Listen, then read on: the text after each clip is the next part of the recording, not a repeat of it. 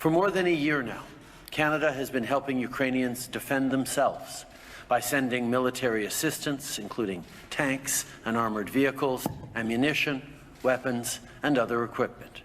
Today, we're announcing we'll be sending even more weapons. Sourced from Colt, Canada, we'll be sending 21,000 assault rifles, 38 machine guns, and over 2.4 million rounds of ammunition. This will help the armed forces of Ukraine continue to defend their freedom and fight for Ukraine's territorial integrity.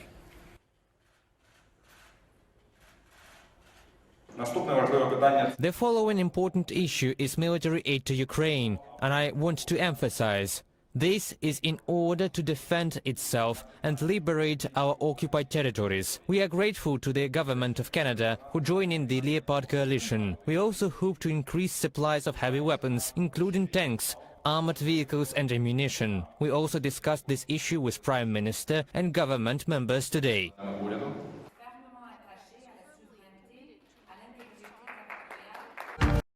Well, Ukrainian Prime Minister Denis Shmyhal has just concluded his 3-day work visit to Washington, D.C., and during this trip, he met with U.S. Defense Secretary Lloyd Austin. He emphasized Ukraine's urgent need for F-15 and F-16 fighter jets and longer-range missiles from the U.S. to support Ukraine's ongoing military efforts.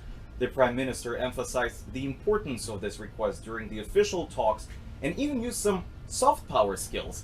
Social media users noted the plane the Prime Minister took to the US and the emojis imprinted on the aircraft, reiterating this message. In a statement, Shmyhal said Ukraine will win this war, but to achieve victory faster and with fewer casualties, Ukraine still needs intensive military support. In a joint press conference with US Treasury Secretary Janet Yellen, Shmyhal stressed the critical need for Ukraine to begin rebuilding the country this year, and said that Kyiv had identified a priority funding gap of $14 billion required for this year. Yellen, who made a surprise visit to Kyiv in February, praised the courage and resilience of the Ukrainian military and the Ukrainian people. She assured Shmyhal that the United States had supported Ukraine from the first day of the full-scale invasion and would continue to provide support for as long as it takes. The Prime Minister also met with Kristalina Georgieva, the Managing Director of the International Monetary Fund.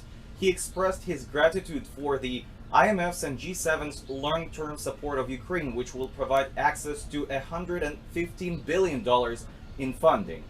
Earlier this week, the IMF clarified Ukraine's GDP forecast for 2023 and abandoned the estimate for 2024. This visit by the Prime Minister highlights the importance of US-Ukraine relations and the need for continued support for Ukraine's ongoing efforts to strengthen its capabilities for the future. Work on the collection is in progress. The craftswomen plan to embroider more than 200 писанки, a type of Ukrainian Easter eggs, in small and large sizes. Наприклад, таку писанку. For example, I can make such a писанка in one day, but this one took a week. The most difficult was to make a писанка for President Biden. The tree of life and the colors of the American flag is embroidered on it. This is an ancient symbol that means harmony, the connection of the past with the future. They also had to work real hard on this pattern, Ludmila says. І бачите, яке воно багато гілками і квітами. See how rich it is with branches and flowers, because the USA is a big country. There are a lot of states, many nationalities, peoples, and they all get along on this tree. And not just get along, but flourish. This is a democratic country. The писанка for well-known British politician Boris Johnson is embroidered with the Slavic guardian goddess, Берегиня. Оце берегиня. This is Bereginya. He opened her arms over our cities and villages and covered them with these wings, closing them from Russian rockets and bombs. The base for писанка is made of foam, and then embroidered fabric is glued onto it. Patterns are embroidered using traditional Ukrainian technique, kachalочка, which is similar to satin embroidery, only natural threads are used, Ludmila Harmash says. For example, I use different colors or threads, and the two писанки already look different. This moment of creativity is very interesting, to play with colors, and it brings great pleasure.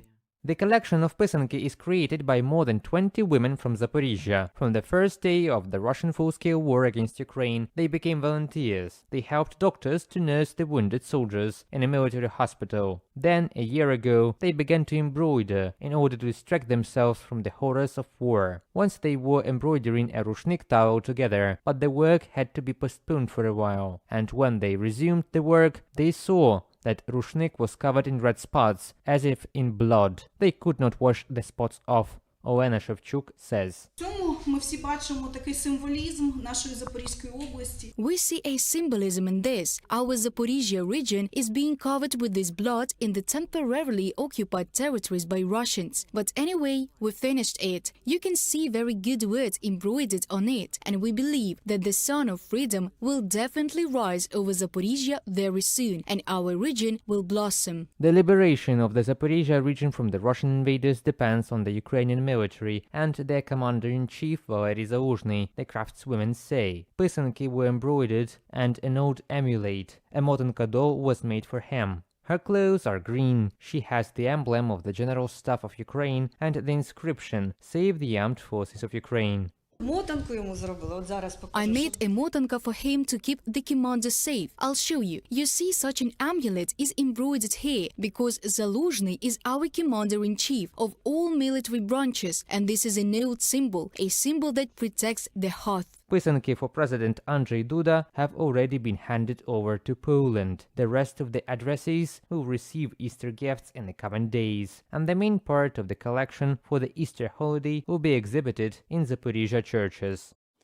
Polyssia, Naddniepryanщina, Black Sea region, Donbass and Carpathians, and all this in Kiev. The National Museum of Folk Architecture and Life of Ukraine presents wooden mills and wells, churches and traditional houses from different regions of Ukraine, the whole country as a miniature.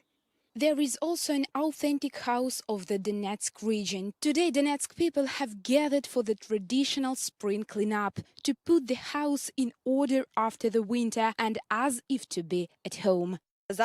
Now we're collecting leaves, digging trees, we have grandiose plans. This house represents a soul, a life, a past. That is, you need to remember it and know how it was done. We have a summer house which is exactly like this one, a house of 1901. A house looks almost the same like this one. Well, we bought a summer house in the village once, and now, unfortunately, Russian soldiers live there. We haven't been home since 2014, so my love asks, why did we come here? Because our heart is there and we are worried about the Donetsk region, for the events that are taking place there. Most of the participants moved from the Donetsk region in 2014 and 2015, right after the Russian occupation of part of the region. But there are also those who have lived in Kiev quite recently. One of them is Taras, a doctor from BAKHMUT. Together with his wife, he moved from the fortress city to the capital only 6 months ago.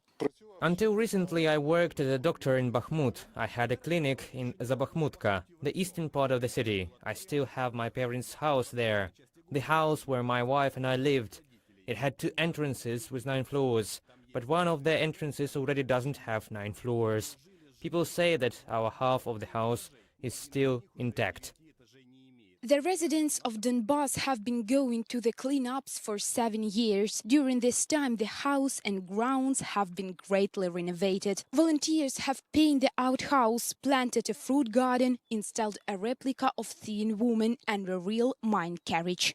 It was an obligatory attribute of a miner's house, this 1.5-ton trolley. There are different ones, like a 2.5-ton trolley. But its purpose was to have backup water. You see, it stands at the place where the water from the roof should flow, and there is always a water reserve. And children like these things. When we were kids, we enjoyed swimming in it. Not everywhere in the villages were rivers, so we dived here. This is a required attribute. When all the work is done, it's time to roast barbecue and drink tea, as well as to discuss the next meeting. Everyone hopes that it will take place in Donetsk, which will be liberated from the Russian occupation. Military doctors provide assistance to the wounded Ukrainian soldiers at their positions around the clock. The place of transfer of the patients is by no means safe. The Russian invaders constantly calculate the evacuation groups' routes and shell the battlefield ambulance. It's not a completely safe area. You can record in that direction, see a shell hit there. It's not safe here, but it's safer than that way, for example. The wounded soldiers are usually taken out from the front positions on armored vehicles. Doctors who work near the battlefield in Bakhmut say that only such machines are needed here. It's a good vehicle. There are almost no problems with it. The service raises some questions, but it is still great. Transferring the wounded to the battlefield ambulance, the doctors inform the crew about the nature of the wound literally on the go and then immediately return to the front line. Briefly, the left hand is turned off right here. Did you miss the tourniquet? Yes. This soldier has a shrapnel wound to his hand. Doctors deal with these types of wounds every day. He's going to need a partial amputation of the phalanx on the thumb.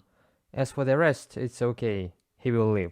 The wounded are being brought to the stabilization point at high speed along an almost impassable road. The surgeons will take everything from here.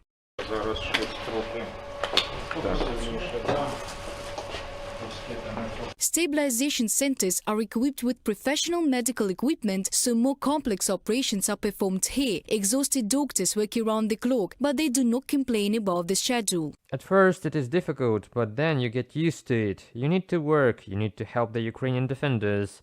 It can be up to 50 people, can be 100 people, can be even more.